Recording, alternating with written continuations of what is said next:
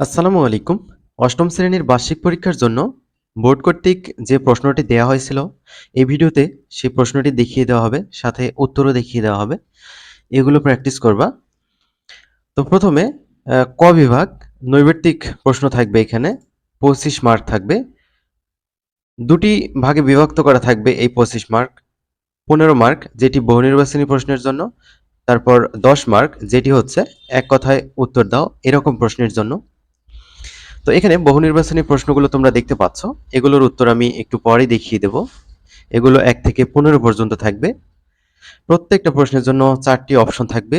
যে অপশনটি সঠিক সেটা খাতায় লিখতে হবে। তো এই গেল হচ্ছে 1 থেকে 15 পর্যন্ত। তারপর থাকবে এক কথায় উত্তর 16 থেকে 25 পর্যন্ত। তো এই প্রশ্নগুলোর উত্তর আমরা এখন দেখব।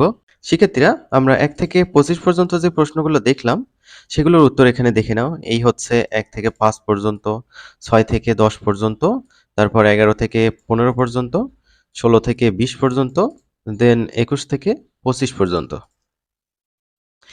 এবার আমরা খ বিভাগ দেখব। এই খ বিভাগে 10টি প্রশ্ন থাকবে, 10টিরই উত্তর দিতে হবে। এক একটি করে প্রশ্নের মান হচ্ছে 2। সুতরাং হালকা করে ব্যাখ্যা করলেই চলবে। তো খ বিভাগের সংক্ষিপ্ত উত্তর প্রশ্নের সমাধানগুলো এখন আমি তোমাদের দেখাবো। এখানে দেখো, এই যে 1 নম্বরের উত্তর দেয়া আছে, তারপর হচ্ছে 2 নম্বরের উত্তর দেয়া আছে, একইভাবে 3 নম্বরের উত্তর, 4 নম্বরের উত্তর, 5 নম্বরের উত্তর, 6 নম্বর, 7 নম্বর, তারপর 8 নম্বরের উত্তর, 9 এবং 10 নম্বরের উত্তর দেয়া আছে। গ বিভাগ, গ বিভাগে 5টি প্রশ্ন থেকে 3টি প্রশ্নের উত্তর দিতে হবে। এক একটি করে প্রশ্নের মান হচ্ছে 5 মার্ক। তো এগুলো অনেক বেশি ইম্পর্টেন্ট। তো এগুলোর উত্তর দেখে নাও। তো শিক্ষার্থীরা, এখানে দেখো, দৃশ্যপটবিহীন যে প্রশ্নগুলো আমি দেখালাম, 1 নম্বরের উত্তর এটা, চিত্র আঁকাইতে হবে কোষ বিভাজনের। তারপর 2 নম্বরের উত্তর হচ্ছে এটা, 3 নম্বরের উত্তর শুরু হলো এখানে, তারপর হচ্ছে 4 নম্বরের উত্তর এখানে দেখতে পাচ্ছ, দেন সর্বশেষ 5 নম্বরের উত্তর এখানে আছে। এরপর ঘ বিভাগে রচনামূলক প্রশ্ন থাকবে, অর্থাৎ দৃশ্যপট নির্ভর প্রশ্ন। 7টি প্রশ্ন থাকবে, 7টির মধ্যে যে কোনো 5টির উত্তর দিতে হবে। এক একটা করে প্রশ্নের জন্য 8 মার্ক বরাদ্দ করা থাকবে। 5 8টা 40 মার্ক এখানে তোমরা পেয়ে যাবা।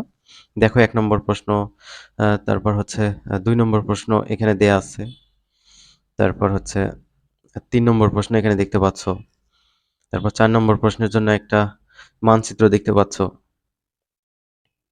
তো মানচিত্র দেখে এখানে ক এবং খ এর প্রশ্নের সমাধান করতে হবে। 5 নম্বর প্রশ্ন, 6 নম্বর প্রশ্ন, তারপর এখানে 7 নম্বর প্রশ্ন দেয়া আছে। তো 1 থেকে 7 পর্যন্ত যে প্রশ্নগুলো আমরা দেখলাম, এগুলোর উত্তর আমরা এখন দেখব। তো এখানে খেয়াল করো, এই যে 1 নম্বরের উত্তর এইটা।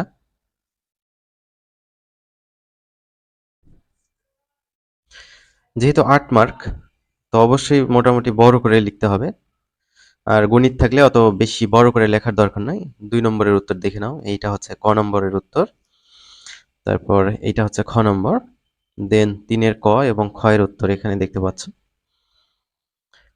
তারপর 3 এর বাকি অংশ এখানে দেয়া আছে। 4 নম্বর প্রশ্নের উত্তর ক এবং খ। 5 নম্বর প্রশ্নের উত্তর এখানে দেয়া হয়েছে। তারপর 6 এর ক,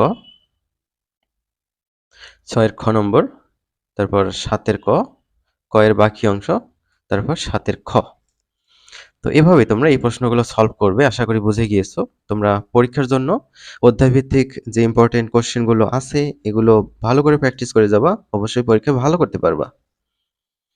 তো সেক্ষেত্রে আমরা পরবর্তীতে অন্য কোনো বিষয়ের নমুনা প্রশ্ন দেখিয়ে দেব, যে কিভাবে প্রশ্নগুলো তোমাদের আসবে।